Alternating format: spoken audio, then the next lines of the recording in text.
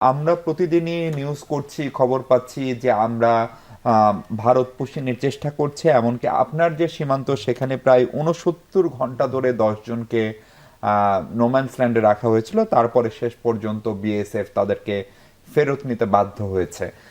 কিন্তু ভারতের পশ্চিমবঙ্গের মুখ্যমন্ত্রী, বিশেষ করে বিজেপি ক্ষমতায় আসার পর থেকেই তো এই পরিস্থিতিটা অনেক বেশি দৃশ্যমান হলো।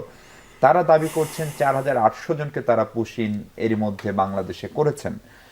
ফলে আমাদের তো একটা বিশাল সীমান্ত এবং আমরা বিজিবির সীমাবদ্ধতা জানি, এবং যেহেতু পুরো কাঁটাতারের বেড়া দেওয়া নাই, পুরোটা ফাঁকা, পাহারা দেওয়াও নিশ্চিতভাবে আপনার সদস্যদের জন্য, আপনাদের জন্য কঠিন। তার মানে কি বেশ কিছু মানুষ আসলে ঢুকছেও? আমরা কি সবগুলো প্রতিহত করতে পারছি? আপনাকে অনেক ধন্যবাদ আমাকে এই লাইভে সংযুক্ত করার জন্য। আমার দায়িত্বপূর্ণ এলাকা 56 বিজিবি, যেটা নীলফামারী এবং পঞ্চগড় জেলা পরিবেষ্টিত। আমার টোটাল দায়িত্বপূর্ণ এলাকা 122 কিলোমিটার, যার মধ্যে 20 কিলোমিটারে কাঁটাতার বিহীন, আর বাকি 102 কিলোমিটার কাঁটাতার রয়েছে। এই কাঁটাতার গুলো বেসিক্যালি ভারত কর্তৃক দেয়া, আমাদের বাংলাদেশের পক্ষ থেকে কোনো কাঁটাতার নেই।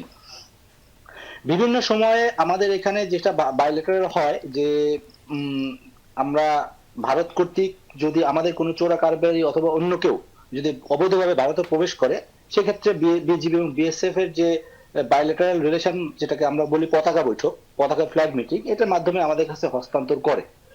এইভাবেই বেসিক্যালি দুই একজন হয়, বাট এই বর্তমান যেটা ইস্যু, এই ইস্যুটা ভিন্ন।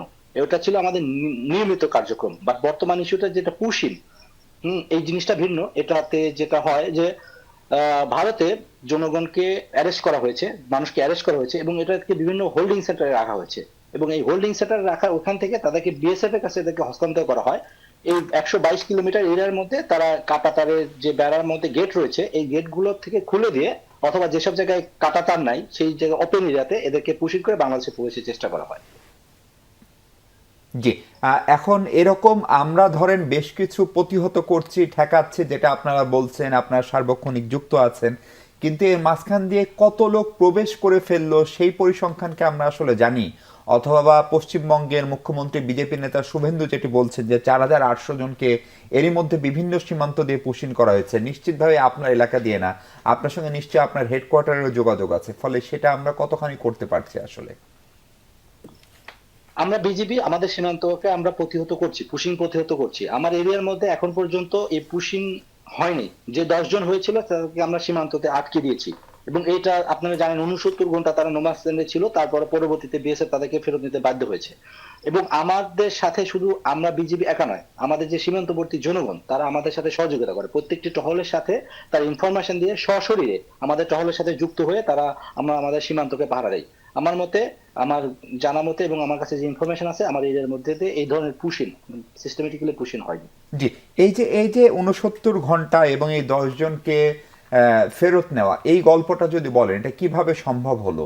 এটা কি আপনার সঙ্গে ও পাশে বিএসএফ এর অধিনায়কের কোনো কথা হয়েছে, কোনো আনুষ্ঠানিক আলোচনা, নাকি কোনো কথাবার্তা ছাড়াই তারা সেটি নিল? না, ডেফিনেটলি ডেফিনেটলি এটা যখন পুশিংটা হয়, এটা 5 তারিখে ভোরবেলায় পুশিংটা হয়েছিল। তৎক্ষণাৎ আমার পেট্রোল এটা নোমাস ল্যান্ডে জিরো লাইনে গিয়ে ওটাকে, আমাদের পেট্রোল গিয়ে ওটাকে বাধা দিয়েছে, যার জন্য তারা বাংলাদেশের অভ্যন্তরে প্রবেশ করতে পারে নাই। তারা 10 গজ থেকে 20 গজ ভারতের অভ্যন্তরে ছিল, বাংলাদেশের জিরো লাইন ক্রস করতে পারে নাই, এবং ওখানে আমরা তাদেরকে ব্লক করেছি।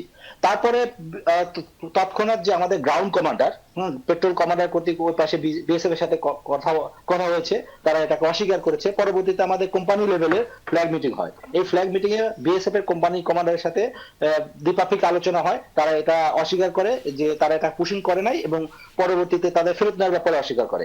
তারও পরবর্তীতে এই যে আমার লেভেলে যেটা ব্যাটালিয়ন কমান্ডার এবং ওই পাশে বিএসএফ এর কমান্ডান্ট লেভেলে আমরা আনুষ্ঠানিকভাবে পতাকা বৈঠক করি ওই জিরো লাইনের ওইখানেই, এবং তারাও ওইখানে বিভিন্ন ধরনের যৌক্তিকতা এবং এটার লাইভলিহুড, এই বিভিন্ন ধরনের আলোচনা হয়, এবং তাদেরকে আমরা লজিক দেই, এবং যে তারা এটা পুশিং করেছে এটার ব্যাপারে জোরদার করি, এবং এটাকে ফেরত নেওয়ার জন্য বলা হয়।